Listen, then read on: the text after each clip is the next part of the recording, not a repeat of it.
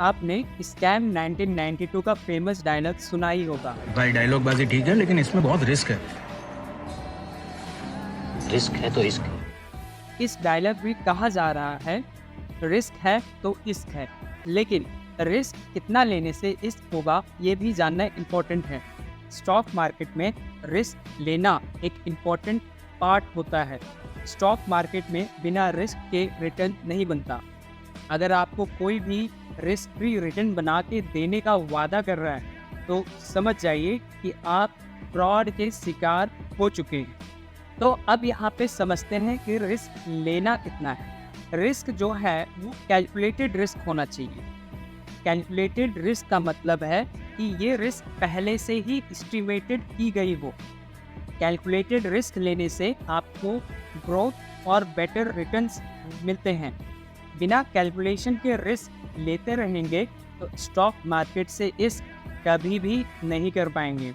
Risk उतना ही लेना चाहिए जितना लेने की काबिलियत है। रिस्क उतना नहीं लेना चाहिए कि आप खुद परेशान तो हैं ही, बाकी लोगों को भी परेशानी में डाल रहे हैं। मेरे कहने का मतलब आप समझ चुके होंगे। चलिए इसे रिस्क को समझते हैं दो एग्जाम्पल से। Example number 1, startup investments. India में काफ़ी लोग स्टार्टअप्स में इन्वेस्ट कर रहे हैं। स्टार्टअप इन्वेस्टमेंट का मतलब होता है किसी नए बिजनेस आइडिया या कंपनी में पैसा लगाना जो अपने इनिशियल फेज में है। जब आप किसी स्टार्टअप में इन्वेस्ट करते हैं तो आप उस कंपनी के ओनरशिप के एक पार्ट बन जाते हैं। इससे आपको फ्यूचर में सिग्निफिकेंट रिटर्न्स मिल सकता है अगर वो स्टार्टअप सक्सेसफुल हुआ तो। लेकिन ये स्टार्टअप इन्वेस्टमेंट बहुत ज़्यादा रिस्की भी होता है, क्योंकि अगर स्टार्टअप फेल हो गया तो आपका सारा इन्वेस्टमेंट डूब जाएगा। इसीलिए तो कहते हैं high risk high reward and low risk low reward. For example, Zomato में जो लोग अर्ली स्टेज में इन्वेस्ट किए थे उन्होंने कंपनी के आईपीओ के बाद सिग्निफिकेंट रिटर्न्स एंजॉय कर रहे हैं। वहीं कुछ स्टार्टअप्स ऐसे हैं जो पूरी तरीके से फेल हो गए और अपने इन्वेस्टर्स को भी ले डूबे। तो बात करते हैं आपकी, क्या आपने कभी स्टार्टअप इन्वेस्टमेंट किया है और उससे प्रॉफिट या लॉस क्या हुआ? कमेंट करके ज़रूर बताइए। Second example, equity versus fixed deposits.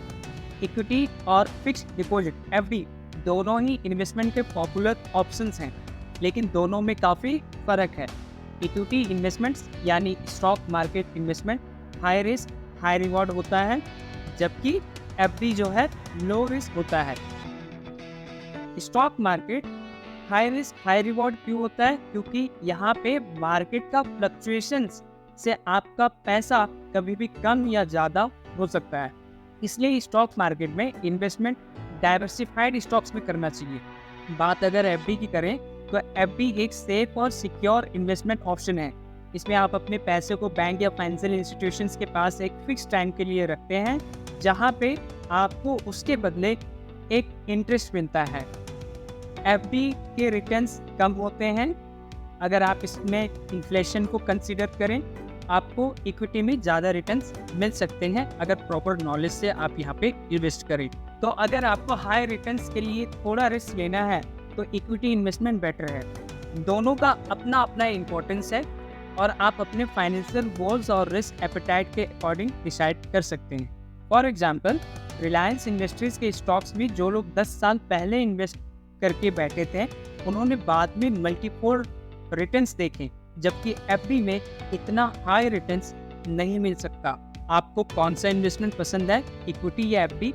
Comment करके ज़रूर बताएं। ये दो एग्जाम्पल से अपने को 3 लर्निंग्स सीखने को मिलती है।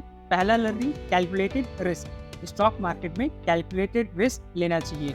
बिना प्रॉपर रिसर्च और नॉलेज के इन्वेस्टमेंट्स कभी भी नहीं करना चाहिए। सेकेंड लर्निंग है high risk high reward. High risk लेने वाले ही हाई रिवॉर्ड्स एंजॉय करते हैं, लेकिन ये रिस्क कैलकुलेटेड होना चाहिए और अपने रिस्क टेकिंग कैपेसिटी के हिसाब से ही होना चाहिए। तीसरा लर्निंग है डाइवर्सिफिकेशन। डाइवर्सिफिकेशन से आप अपने रिस्क को स्प्रेड कर सकते हैं। डिफरेंट सेक्टर्स और एसेट्स में इन्वेस्ट करके आप अपने पोर्टफोलियो को बैलेंस कर सकते हैं।